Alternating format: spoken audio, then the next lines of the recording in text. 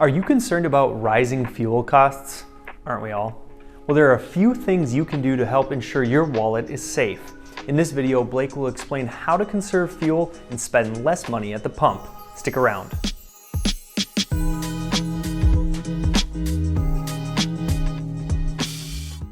Hi, my name is Blake Hegberg. I'm an operations manager with ATS. Being an operations manager at the ATS van division, I primarily work with independent contractors, and today I'm here to talk to you about fuel efficiency tips. Number one, control your speed. We always recommend going 2 to 3 below the flow. There's no need to burn that extra fuel to keep up with the rush of traffic or to get in front of the traffic. The amount of fuel savings that you're going to see is going to outweigh getting there a couple minutes early. Number two, use cruise control. Cruise control is a feature on your vehicle that is meant to maintain and keep that same speed. It is going to accelerate or decelerate when needed. Large reason going into automatics as well. Automatic truck versus a manual truck. Automatic transmission is going to shift your unit at lower RPM so that you're not burning fuel when even the most seasoned drivers couldn't get the fuel mileage in a manual truck as you would in an automatic. 3, limit aggressive driving behavior. Things such as hard braking, following too close, excessive acceleration. Those are all things that are going to be burning excess fuel in your truck.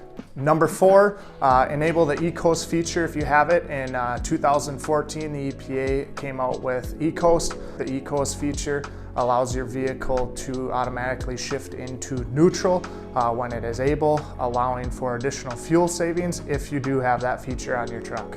Number 5, buy a tire pressure gauge and use it. Make that part of your daily pre-trip. If you are supposed to be running at 100 PSI and you have one tire that is at 80, that is going to negatively impact your fuel mileage. Being out on the road, that is potentially one of your, besides not idling your truck, would be one of the number one things you can do to increase your fuel mileage. Number 6, control your idle time. If you have an APU, use it. Most trucks these days are equipped with bunk heaters for when it's cold.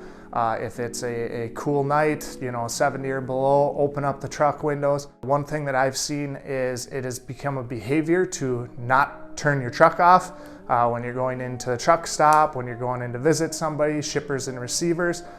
Every time you're turning that truck off, you are burning less fuel and you are also prolonging the life of that truck. Number 7, trip plan. Limit the amount of excess deadhead miles, out of route miles, going back and forth. It is super inefficient. The less stops you make, the less time you open the left door, the more you are going to save in fuel. Number 8, buy the right fuel. This one's big, being from Minnesota. Once we have our diesel blends come out, fall into winter, the more you can run number 2 diesel in your truck, the more efficient it is going to burn fuel, giving you better fuel mileage. Once you get into those blends, the truck becomes less efficient. Yes, it helps without gelling up in the winter, but it does decrease fuel efficiency. Number 9, take advantage of fuel reward programs. Most truck stops have their own brand of fuel programs. A lot of carriers have discounts through them. There's also third-party apps that you can look up and use. I won't recommend any specific ones, but they are out there if you searched in your app store. And that'll give you the best price available. If you can, always call ahead to check the current fuel prices of where you're going and compare them to your app. With the amount of times that they're changing throughout the day, it's tough for those applications to keep up with the fuel adjustments. Number 10, don't overfuel. Driving down the road, you'll often see trucks and you'll see their fuel tanks and they have stains all around the sides of them, some more than others. A lot of the reasons that you see that is drivers are overfueling, especially when it's hot out, your truck's running, fuel expands. So that excess fuel is going to seep out of the vents and you're basically just dripping it on the road as you go. So if you can avoid overfueling, you are going to save extra money. Number 11, remove all unnecessary equipment from your headache rack. For hauling around that extra weight, you're just burning fuel that you don't need to be burning. Number 12, remove aftermarket devices that block airflow.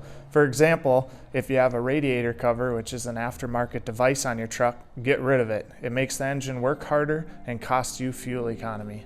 Number 13, remove any grill guard that you have on your truck. Unless you're running in the middle of nowhere in Alaska, the odds of you hitting a moose is pretty slim.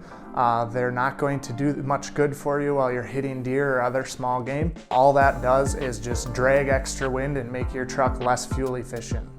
Number 14, remove or reduce any extra gap in between your cab and trailer. The more gap that you have between your truck and trailer, the more air is able to flow in, causing a drag from the front of your trailer or your load. The closest you can safely have it together and still be maneuverable, the better. Your three biggest controllable factors are your speed, proper PSI in your tires, and idle time. If you're looking to put more money in your pocket, check out our article on how to increase your truck driver's salary, which we've linked below. Thanks again for tuning into another edition of Over the Road on the Truck Driving channel. We make videos like this every week, so if you found this to be helpful, give the video a like and subscribe to our channel.